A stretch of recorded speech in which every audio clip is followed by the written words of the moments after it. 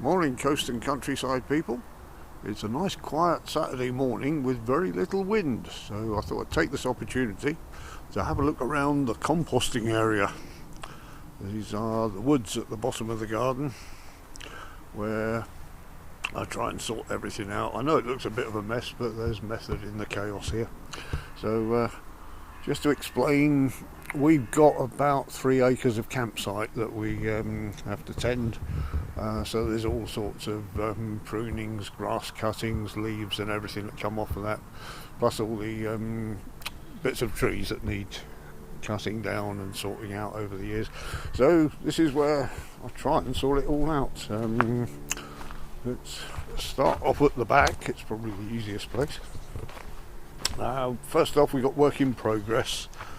Last year's compost that needs another rot down. Actually, that's the year before. This is last year's. The bag was full up in the spring. I put this in there and that's rotted down nicely. I'm trying to keep it to just the small garden waste and kitchen waste to the compost down here, because a couple of years ago I was putting the whole lot down here and it was taking ages to rot down, and I was getting all the big woody bits in it. So that's the remains up there of the heap from a few years ago you saw the other day. Still got to sieve some of that. Anyway, so when that's rotted down for another year, that gets passed through a sieve, and over here we've got the sieving station, otherwise known as the trailer. And when it's been sieved, the coarse stuff generally goes onto the veg garden to be dug in, and then the finer stuff comes over here. This dumpy bag is full of the finer Ziggy's #1, as I call it, which generally goes into the cactus mixes and the vegetable seedlings growing on. So that's one of the aspects of it. Now another one is the bark chippings. Here we've got a big pile of reasonable size prunings that have got to go through the chipper. Now the chipper's in the shed awaiting a new part, but I've got the part, I just haven't had a chance to fit it yet, so this will be run through that. These are some hedge clippings I did earlier. I put them in this dumpy bag until the leaves have fallen off, because the chipper doesn't like fresh leaves, so they'll be sorting out. This is some stuff that was run through back in the spring through the chipper.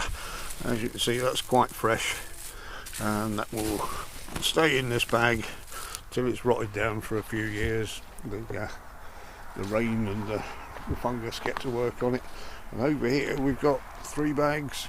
This was 5 bags. I've sorted out some of chippings from previous years. As you can see, this one looks totally different to what we just looked at. It's quite damp because even though I've had a cover on it, the rain's still got into it. And this is one I got halfway through until yesterday I discovered there was a mouse nest in there. Mum came out, and then followed by some half-grown babies, so I'm leaving that one for now. And what I do with this, I've just done this, I put a shovelful, shovel and a half into the sieve, give it a sieve out all the fines from it, and that will go into the compost mixes. And over here we've got a bag full. This is the what came out the last 2 or bag and a half in there. See, a lovely mix. It'll be on the acidic side, so don't want to use them too much. When I say acidic, it just hasn't got any lime in it, so it's not necessarily very low on the pH scale. But that's a valuable part of the mix. It provides a good soil conditioner as well. So that's the bark side of it, and the next side is why I'm trying to clear an area in the middle at the moment. I know it looks a bit empty, but very soon we'll have leaf fall, and once that happens we'll have usually up to 9 dumpy bags of leaves to put down here to rot down. Now they can rot down in a year, but sometimes they take a bit longer. Here's a bag and a half from last year. This was say 7 to 9 bags, dumpy bags full.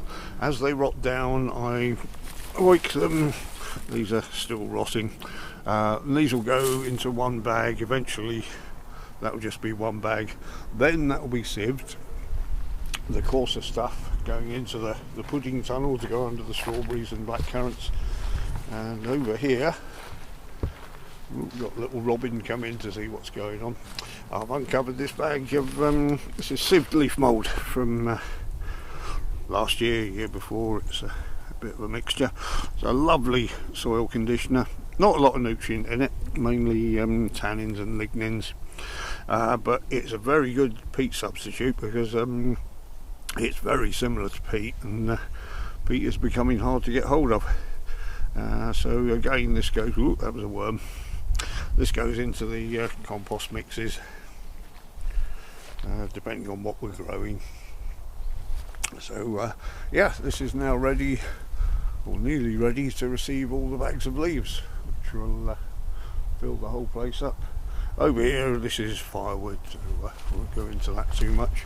And the other thing we get a lot of is fir cones off the pine trees.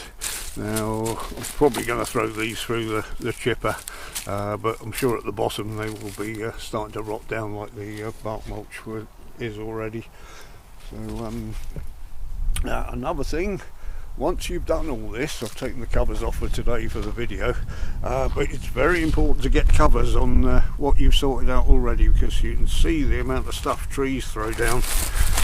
This is in probably less than a year. It's absolutely covered it in fir cones and bits of pine tree and bark, and loads of stuff comes down in the spring. You'd be surprised how much that can get into your compost mixes. So each one of these bags has got a little square of plastic made from old tarpaulins or cut up dumpy bags. So all you do is just, when you've done it, like this one, it's tucked into the sides. So they'll stay there all winter. I know it doesn't look very secure. If you get a storm, you can always throw a log on top, but tuck it down all around the sides and they'll stay there. And then it's very easy just to hoik off the debris that comes down from the trees. So alright, let's have a think. We've done compost, bark chippings and leaf moulds. Yeah, that's about it. So that's it for the compost area for now.